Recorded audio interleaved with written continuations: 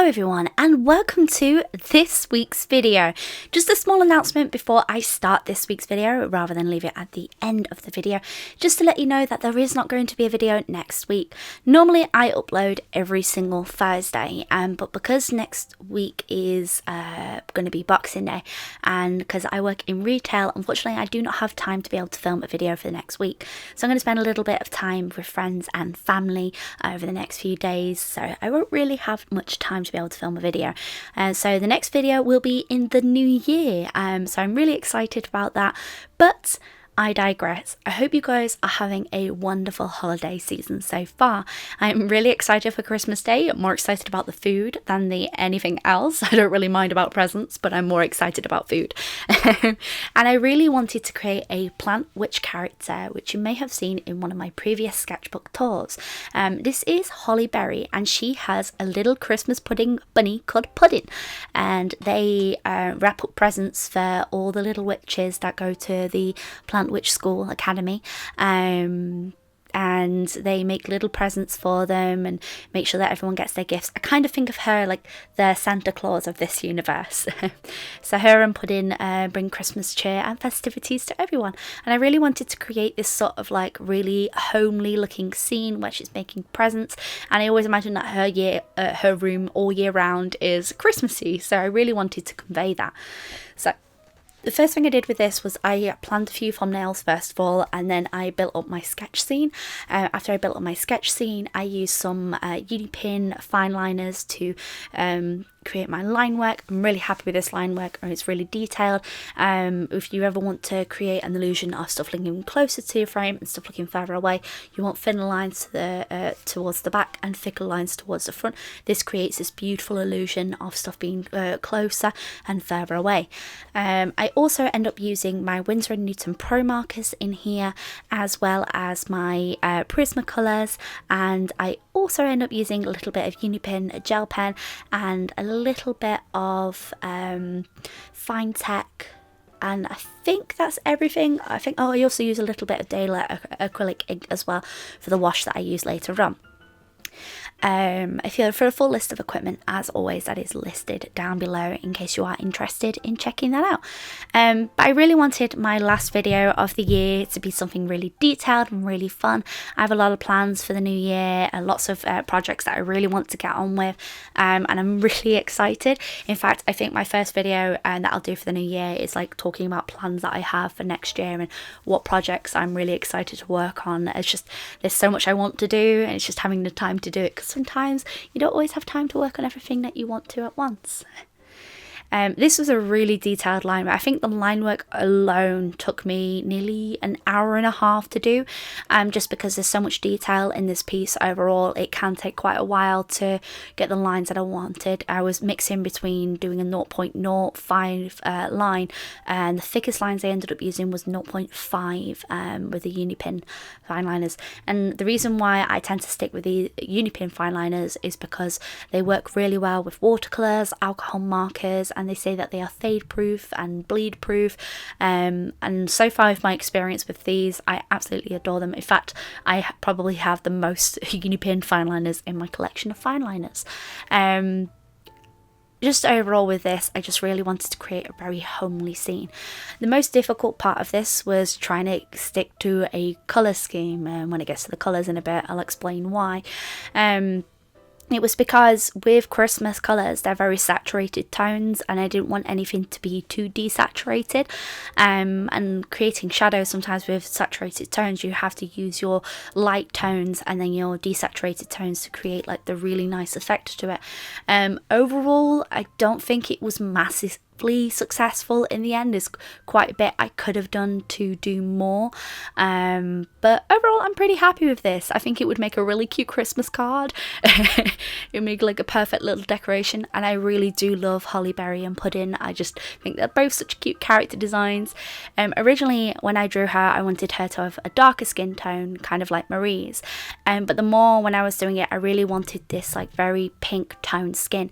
So instead of her having a very pale skin tone, tone. I wanted to have a very pinkish skin tone, very almost like tanned in a way, like sun-kissed I would call it, or what some people would call it is brackish, where you have like a pale skin tone but it's like flushed.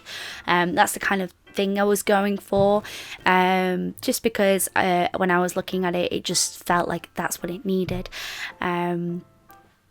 I think my favourite part of this overall illustration is just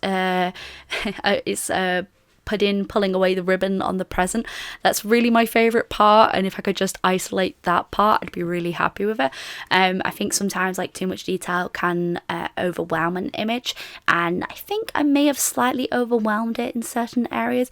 Maybe I could have pushed back certain things just to make it a little bit more, have a little bit more depth to it, but I just really like the cozy vibe in this. It just feels like very warm and very Christmassy. I did think about filming a Christmas colour palette challenge, but I've already done that once on this channel, so I think my next challenge video is going to be a winter palette challenge, which I am very excited about. I know that people have been asking for more D&D videos, so I'll be doing a D&D storytime video next year. Lots of plans for the new year, lots of things that I really want to do, as well as I want to launch the Kickstarter for the Plant Witch series. I want to do Plant Witch Volume 1, and do an art book that relates with that, with all the illustrations that I've worked on over the years, as well as like all the behind the scenes stuff as well. It's a lot to work on, but I am very excited to expand and finally share the story that I've built start building the stories for this universe. I've already got quite a few comic pages done. If you guys want to see sneaky previews, you'd have to let me know. You know, maybe we can share some on this channel. Maybe, I don't know. We'll have to wait and see.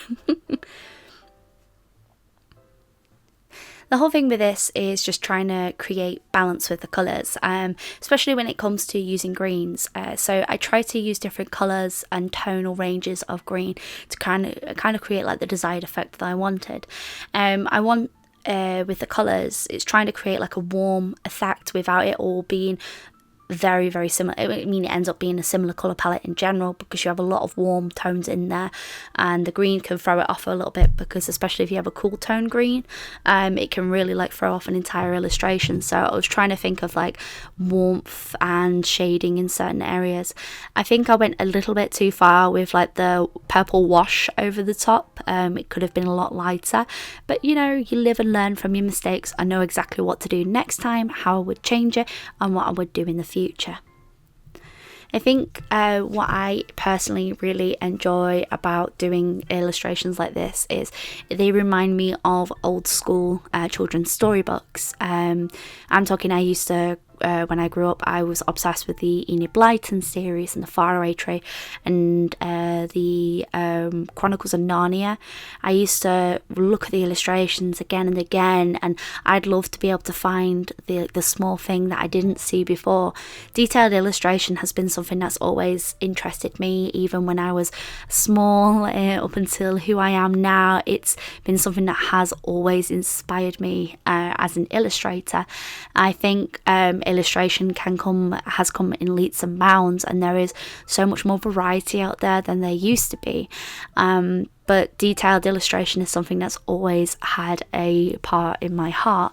I love character design, but I just really want to get better at background so I could create these big detailed illustrations of my dreams.